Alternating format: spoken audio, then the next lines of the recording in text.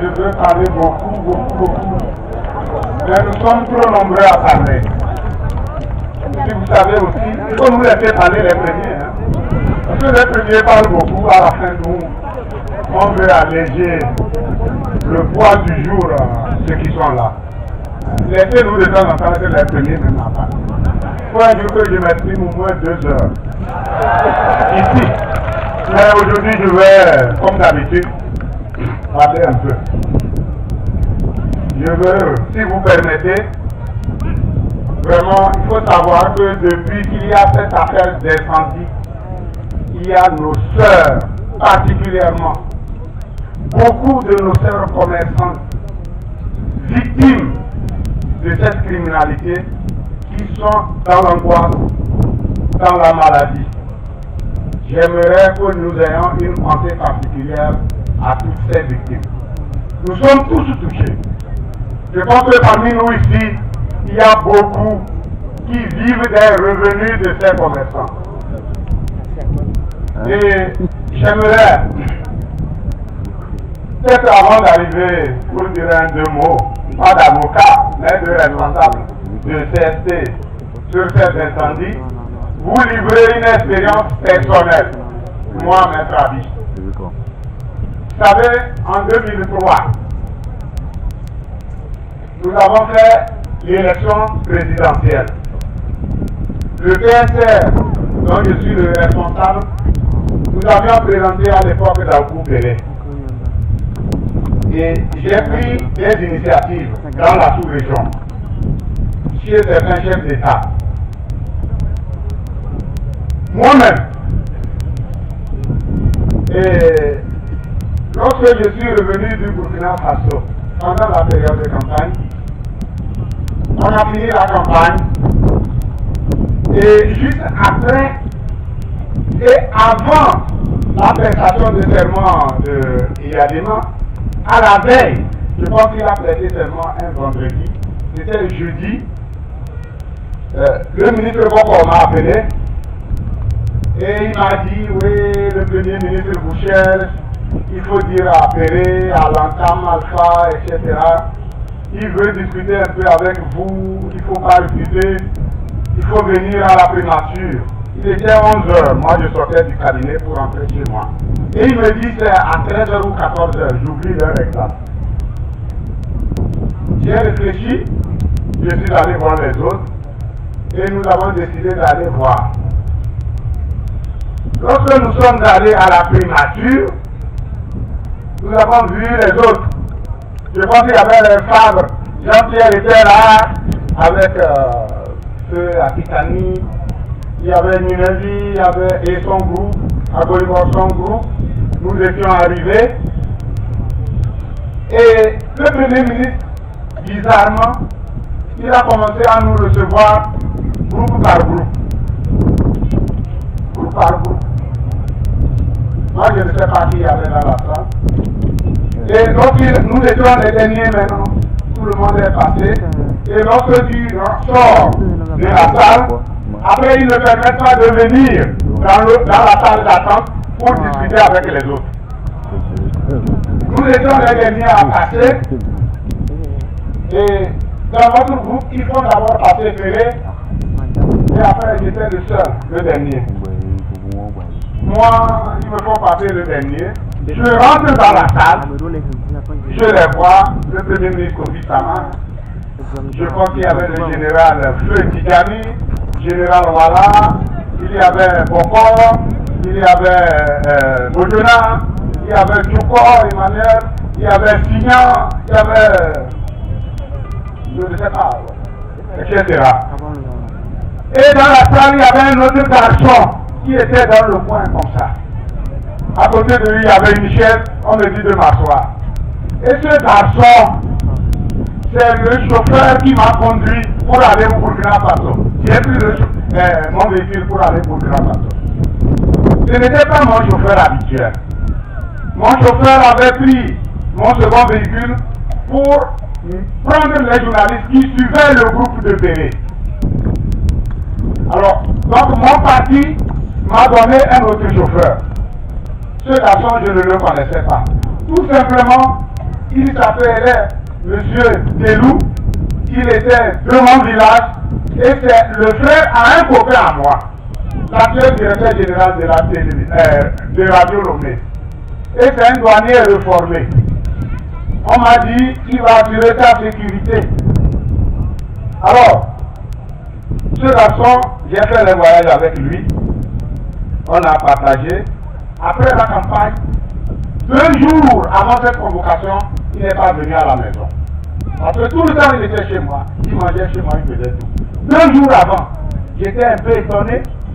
J'arrive là-bas, je vois ce garçon.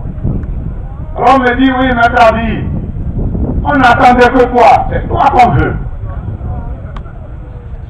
Parce que tu es parti au Burkina Faso, tu as rencontré le colonel Bitemnewe, vous avez parlé d'un coup d'État.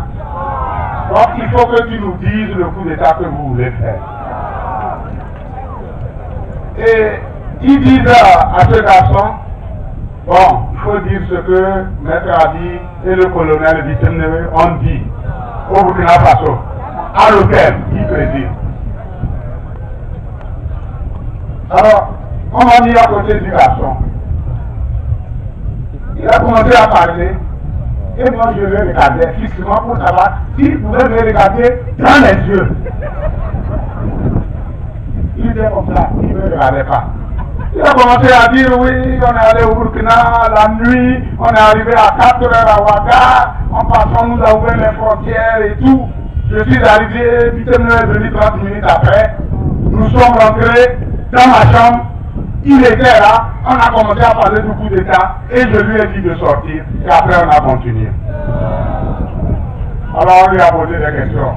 Qui est mon chauffeur? Il donne le nom de mon chauffeur, l'hôtel dans lequel moi j'avais logé au Burkina, etc. Et puis il continue en disant, il lui demande, mais il est allé avec qui? Il dit, il appelle le nom d'un Américain, Alberto quelque chose, qui travaille à l'ambassade des États-Unis au Togo. Bon, moi on m'a donné la parole. Vous savez, lorsqu'ils m'ont donné la parole, j'ai dit à Bouchi Sama,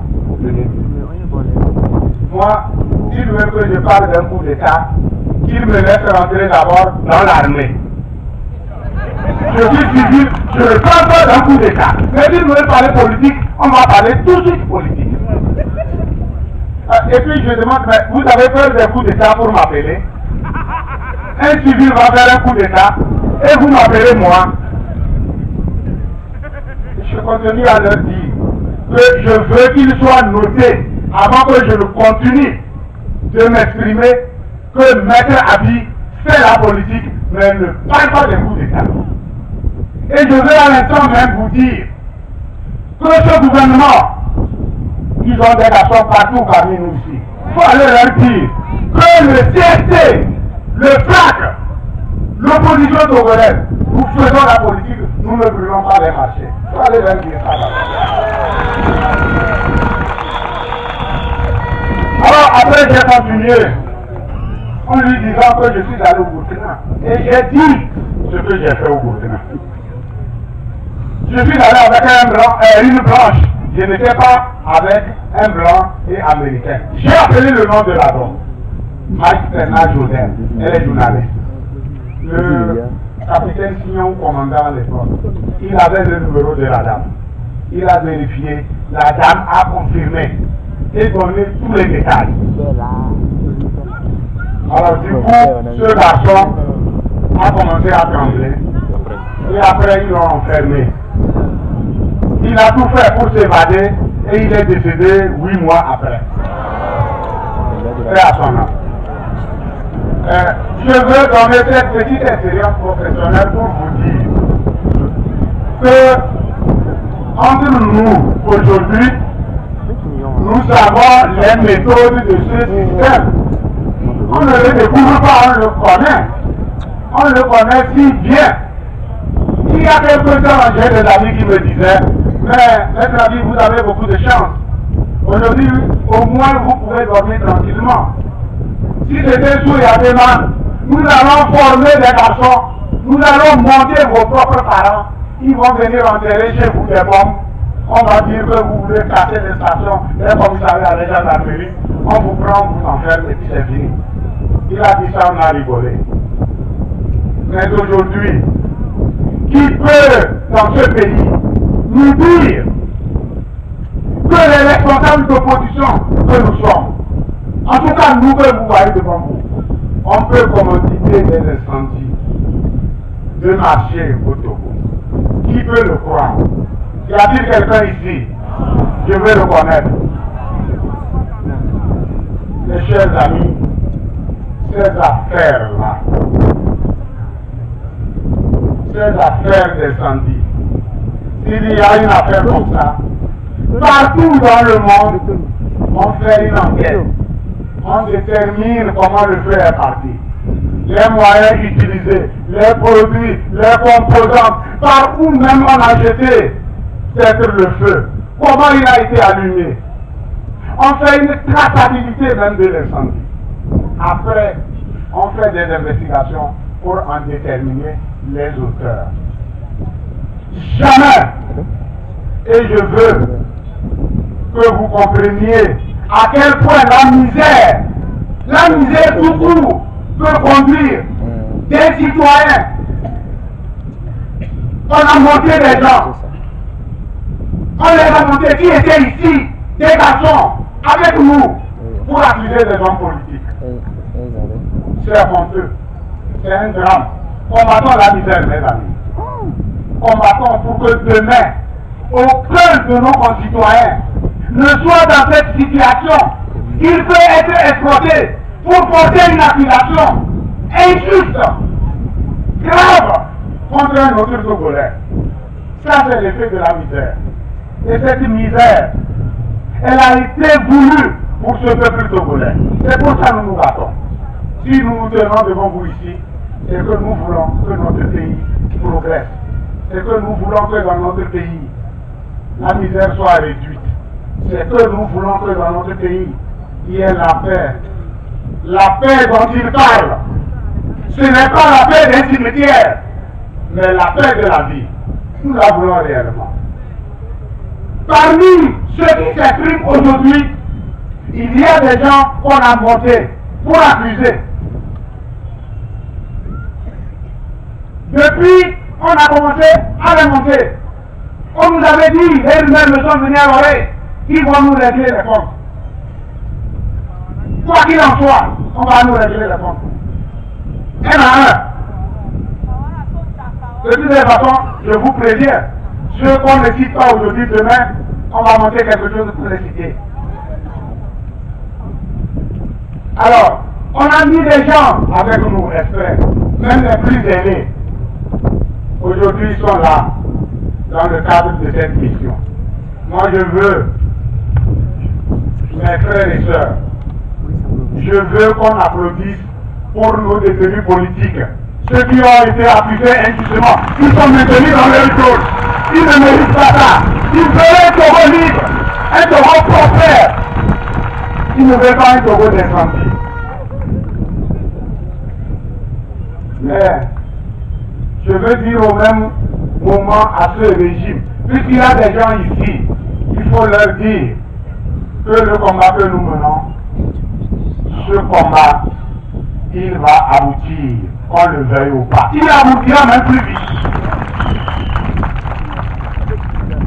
Le combat que nous menons, c'est le combat des femmes des marchés qui sont brûlées. C'est elles qui combattent. On veut les punir et vont combattre davantage. Le combat que nous menons, c'est le combat des étudiants. On veut museler les étudiants de l'université de Kara. Parce qu'à Kara, ce sont les étudiants seuls qui portent le flambeau de la résistance. Le combat que nous menons, c'est aussi un combat pour l'armée togolaise, pour qu'elle soit une armée digne et non une armée qui quémande. C'est pour les travailleurs togolais, pour qu'ils ne soient plus mendiants, mais qu'ils soient respectés dans leur travail et rétribués. Ce régime ne comprend rien. Comment allez-vous utiliser de l'argent pour faire du mal lorsque vous dirigez les gens? Dites-moi. Est-ce que diriger les gens, c'est faire du mal. Est-ce que diriger les gens, c'est arrêter les gens? Alors, le ministre de la Sécurité prend la parole à la télé et porte des accusations sur des responsables. Dans quel pays avez-vous vu ça? On exhibe les gens à la télé qui sont en train de dire « moi j'ai brûlé ». Mais s'ils disent ça, pourquoi ils ont brûlé? Pourquoi lorsqu'on leur a demandé d'aller brûler, ils ne sont pas allés dénoncer leurs commanditaires? Un ministre vient réveiller ça. Cette honte, cette absurdité qui existe au Togo actuellement.